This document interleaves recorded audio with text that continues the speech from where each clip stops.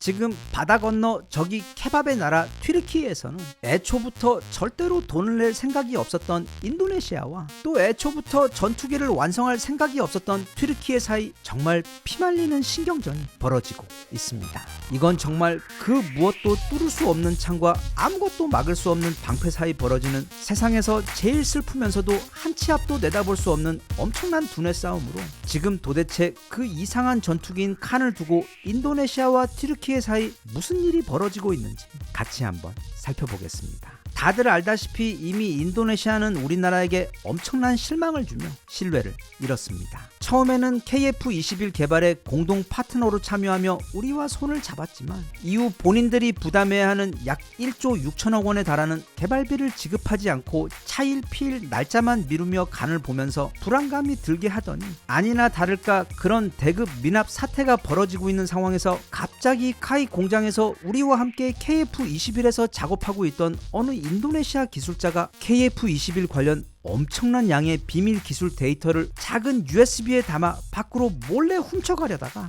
마치 아귀의 손처럼 빨랐던 우리 연구진들의 감시망에 발각되며 우리나라에게는 물론이고 전 세계적으로 커다란 충격을 준 사건이 발생해 버렸습니다. 그런데 상황이 그 정도 되었으면 인도네시아는 너무 부끄럽고 미안해서 서둘러 남은 분담금을 성실하게 지불해서 빨리 추락한 국가의 명예를 되찾고자 하는 게 정상일 텐데 어찌된 게 끝까지 그 분담금을 내지 않고 버티면서 기회를 봐서 아예 발을 빼버리려고 눈치를 보고 있더니 이게 우리 KF-21이 그 첫 비행에도 한 방에 성공해버리고 또 이후 이어진 모든 테스트에서도 그 어떤 시행착오도 없이 모두 다 정말 너무 완벽하게 성공을 해버리니까 갑자기 우리는 이 KF-21 프로젝트의 파트너로서 끝까지 함께 하겠다며 막 엄청나게 친한 척을 하면서 태도를 바꾼 것입니다. 하지만 그랬거나 말았거나 결국 그 분담금은 원래 남았던 약 1조 6천억 원 가운데서 1조 원 정도를 결국에는 내지 않기로 버티면서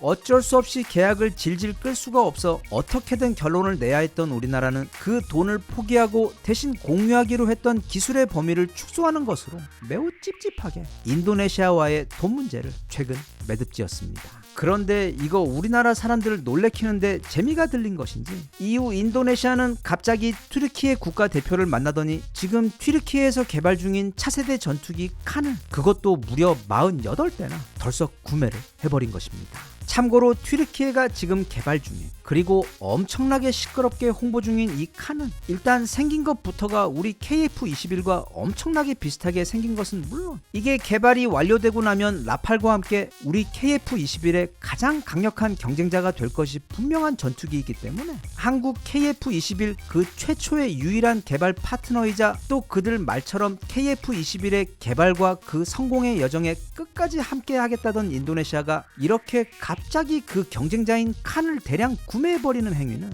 마치 우리 KF-21의 성공과 그 앞날에 대해 중국산 고춧가루를 뿌리는 것과 같은 너무도 갑작스럽고 좀 믿기 힘든 행위였습니다. 그런데 그렇게 우리 뒤통수를 연이어 3번이나 치던 인도네시아가 지금 그 칸 계약 때문에 정말 말도 안 되게 곤란한 상황에 빠져버렸습니다. 일단 가장 중요한 것은 지금 이 튀르키예 칸 전투기가 계속 그 개발이 지연되면서 이게 앞으로 실제로 계속 개발이 될지조차 불투명해졌다는 점입니다. 바로 지난달 터키 항공우주산업의 수장 메흐메트 데미로글루는 최근 이 칸의 개발을 이어가는 데 필요한 공급재 수급과 또 제조와 관련된 여러 문제로 인해 최초 프로토타입의 완성 일자도 대폭 미뤄질 예정이고 또 그래서 그 실제 최초 비행 역시 현재로서는 크게 미뤄질 수밖에 없다고 발표했습니다. 그리고 애초 그들이 공표했던 칸의 전력, 즉 그 실제 전투 능력에 대해서도 한계를 다시금 조정할 것이라고 덧붙였습니다.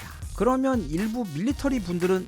이거 칸 하늘 나는 것 나 유튜브에서 본 적이 있는데 하면서 의아해 하실 수도 있는데 네, 저도 그 영상 봤습니다. 그런데 그건 일종의 페이크였습니다. 마치 골판지로 만들어 놓은 자동차 껍데기에 어디서 스쿠터 엔진 하나 가져다가 급하게 우겨 넣은 다음 대충 사진만 찍을 수 있게 아주 잠깐 동안만 하늘을 날도록 한 것이었습니다. 즉 지상에서 엔진의 위치를 잡기 위한 틀로 대충 껍데기만 만들어 놓은 전투기 모형을 가져다가 자꾸 사람들이 칸 언제 첫 비행하느냐고 물어보니까 마음이 급해진 튀르키예는 그걸 급하게 손보고 또 이미 가지고 있던 오래된 미군 비행기에서 엔진을 떼어내어 갖다 붙인 다음 그렇게 마치 딱풀과 양면 테이프로 만든 전투기처럼 너무도 엉성한 무언가를 하늘 위에 아주 잠시 띄운 후 그걸 영상으로 촬영했던 것입니다. 보통 우리가 프로토타입이라고 부르는 모델, 즉 실제 양산 모델로 가는 그 과정에서 제작되는 개발 기체를 프로토타입 1, 프로토타입 2 뭐 이런 식으로 해서 보통 총 3번의 개발을 거쳐서 완성을 하는데 지금 튀르키예는 그 최초의 가장 기본적인 프로타입 1조차 없는 것은 물론이고 그게 언제 나올지조차 아무도 알 수 없는 그런 상황입니다. 재작년 발표를 할 때는 바로 올해 그 첫 프로토타입을 완성하고 하늘을 날겠다고 공언했었는데 지금 그게 다시 내년으로 밀렸고 그리고 또 내년이 되면 무슨 이유를 들어 또 얼마나 더 미뤄질지에 대해서는 아무도 모릅니다. 아마 칸의 완성 기체는 말할 것도 없고 그 첫 번째 프로토타입이 하늘을 나는 날은 어쩌면 영영 오지 않을 확률도 현재로서는 매우 높아 보입니다. 그런데 문제는 얼마 전 인도네시아가 튀르키예와 계약을 하면서 그 첫 납품을 2028년 말까지 하겠다고 그것도 최초 블록 1도 아니고 모든 개발과 테스트까지 마친 무려 블록 10 버전을 납품하겠다고 약속을 했는데 현재로서는 그건 이미 불가능합니다. 상황이 이렇게 되자 이런 것에서는 또 엄청나게 눈치가 빠른 인도네시아는 영화 타짜 3에서 그 무서운 서천 로터리 회장 할배가 말했던 것처럼 애초에 올라가지도 않을 건물에다 돈을 꼬라박은 것처럼 지금 이 이상한 계약에 물려서 큰일 나게 생겼다 보니까 갑자기 발표를 하면서 사실 우리는 튀르키예와 칸 구매에 대해 실제로 계약한 게 아니라 단지 큰 관심을 표명했던 것뿐이라며 서둘러 발을 빼려고 했는데 그런 인도네시아보다 훨씬 더 무서운 장사꾼인 튀르키예에서 그 직후 자기들도 발표를 공개하며 현재 아주 작은 몇 가지 기술적 합의만 남았을 뿐 우리와 인도네시아와의 칸 계약은 사실상 완료됐다고 발표하며 어쩌면 이 서천 칸 프로젝트 관련 가장 큰 호구 고객님이신 인도네시아가 발을 빼려는 시도를 서둘러 차단을 해버렸습니다. 모르긴 몰라도 인도네시아와 튀르키예 사이의 계약은 인도네시아가 말 몇 마디로 발을 뺄 수 있을 만한 그렇게 만만한 수준의 계약이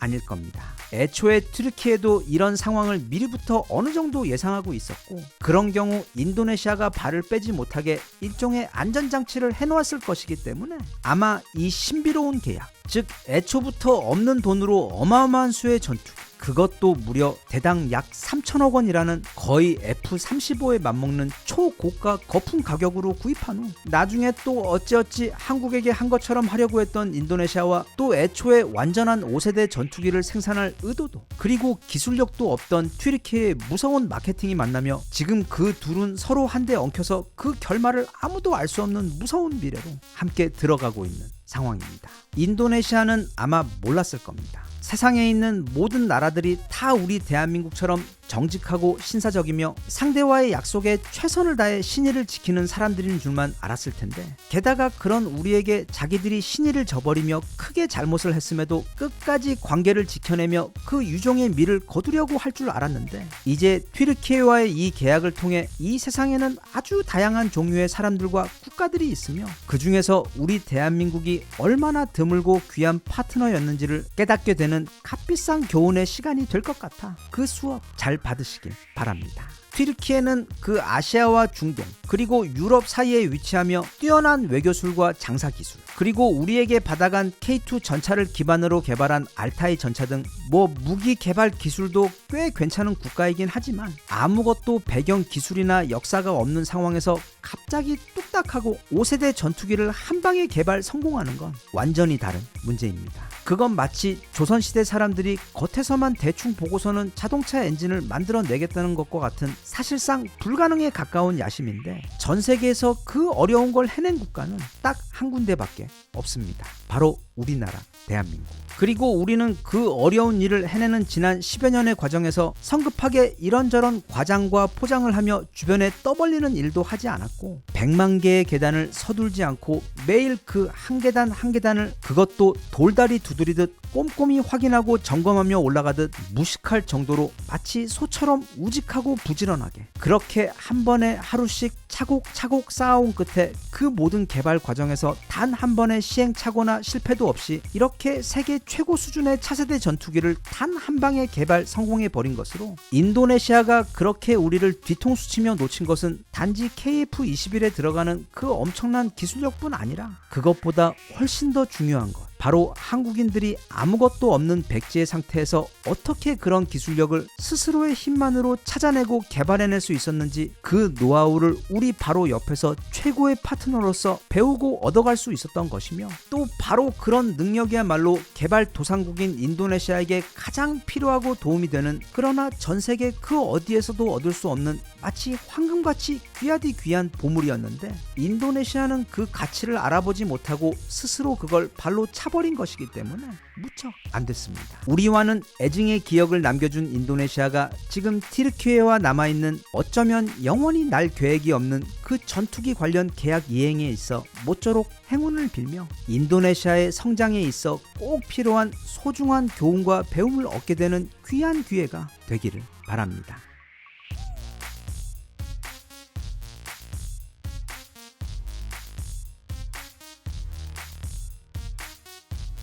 Even if you try